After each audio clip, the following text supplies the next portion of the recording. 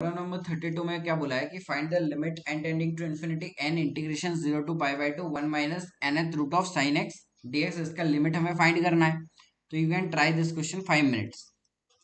अब मैं आपको बताने वाला हूँ कि इसका सोल्यूशन आप कैसे कर सकते हैं। एक दो अप्रोच डिस्कस करेंगे। तो मैंने आपको एक चीज बताया था कि limit and integral sign can't be interchanged always. कभी कभी कर सकते हैं, कभी कभी नहीं कर सकते। अगर आप बहुत सारे फंक्शंस की बात करें तो मैक्सिमम टाइम नहीं कर सकते। लेकिन जेई में जिस तरह के क्वेश्चन मटेरियल्स में अवेलेबल है, जनरली ये चीज लग जाता है कि लिमिट को आप अंदर ले सकते हैं। उसका रीजन है uniform continuity and dominated convergence theorem. ठीक है, ये दोनों चीजें सिलेबस में नहीं है। मैं सोच रहा हूँ कि एक वीडियो में थोड़ा सा बता दूं कि वो कैसे एग्जामाइन होता है, तब आपका पूरा कंसेप्ट क्लियर हो जाएगा। बट एक मैं ट्रिक बताने वाला हूँ आपको कि कब आप सोच कर सकते हैं।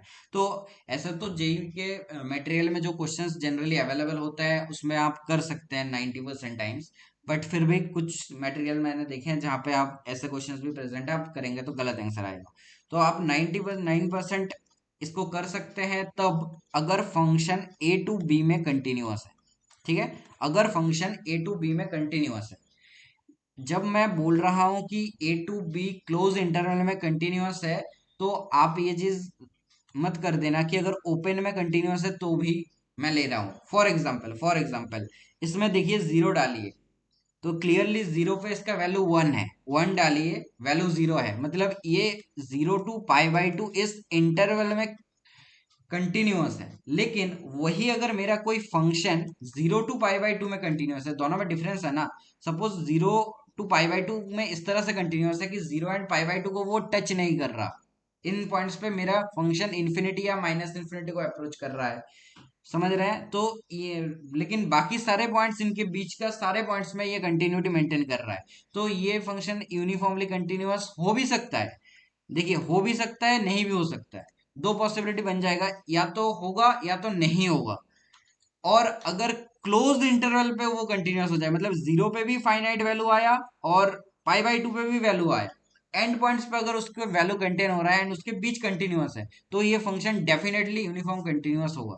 तो ये मैंने क्या बताया कि यूनिफॉर्म कंटिन्यूअस डेफिनेटली कब होगा, जब ये क्लोज इंटरवल में पूरी तरह से कंटिन्यूअस होगा। मतलब एंड पॉइंट्स पे उसके फाइनाइट वैल्यूज होने चाहिए।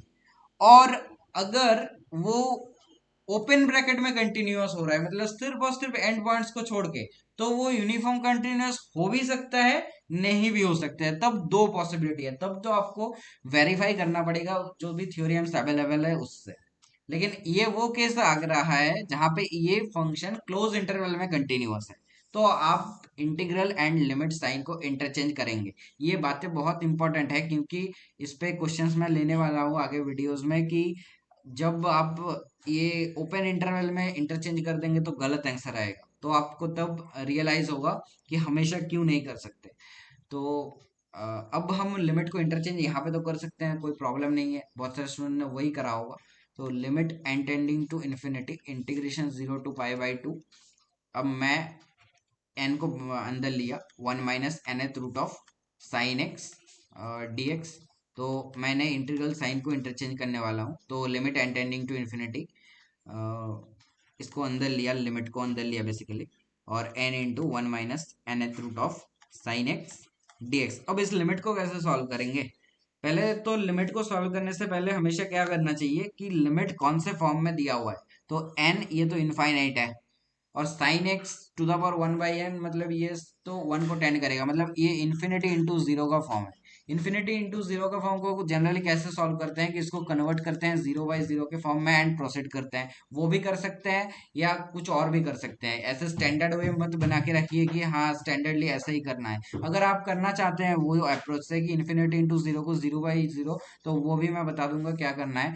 बेसिकली ये एन को डिनोमिनेटर में लेके जाइए, limit n tending to infinity. आप ये कर सकते हैं nth root of sine x है, और डिनोमिनेटर में लेके गया 1/n, राइट। अब क्या कर सकते हैं कि 0 to π/2, अब देखिए ये 0/0 का फॉर्म है, क्योंकि हाँ ये 0/0 का फॉर्म है, तो आप क्या रूल लगाएंगे, आपका फेवरेट LH रूल लगाएंगे। तो limit n tending to infinity.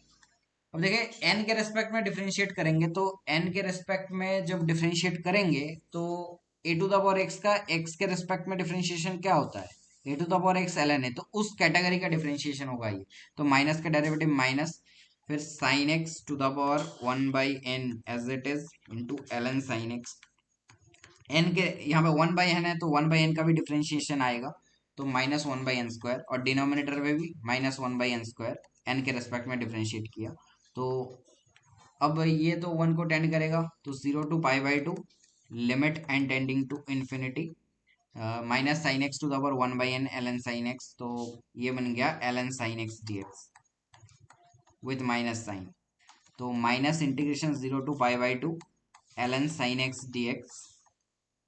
तो आंसर क्या आएगा, minus of -π/2 ln2 equal to π/2 ln2।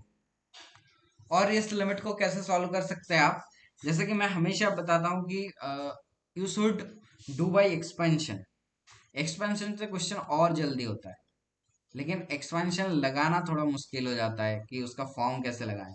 तो n इंटू, जैसे कि जब भी टू द पावर 1/n है तो उनको लॉग में कन्वर्ट कर दीजिए e के पावर में। तो देखिए sine x to the power 1/n दिया हुआ है, तो इसको you can write e to the power ln sine x whole to the power 1/n। मतलब इसको आप लिख सकते हैं e to the power ln sine x by n लिख सकते हैं।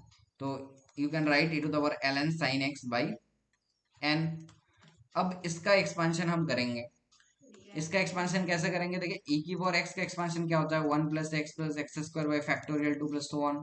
अगर e की x की जगह पे ln sin x by n put कर देंगे, तो 1 + ln sin x by n plus, आप समझ रहे हैं कि बाकी के टर्म्स में n² आ जाएगा।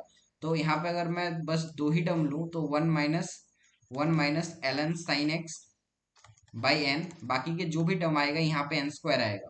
तो ये दोनों कैंसिल हो जाएंगे, ये -ln sin x आ जाएगा, और बाकी के जो भी टर्म्स होंगे उसमें बाई n इस तरह का टर्म आएगा। और ऊपर में कोई भी n का डिपेंडेंसी नहीं आएगा, या फिर ऊपर हमेशा कांस्टेंट बैठा होगा, जो कि होगा आपका ln sin x की तरह। तो ये टर्म तो जीरो हो जाएगा, तो आप इससे भी देख सकते हैं। तो इसका करेक्ट आंसर क्या आएगा, π/2 ln2।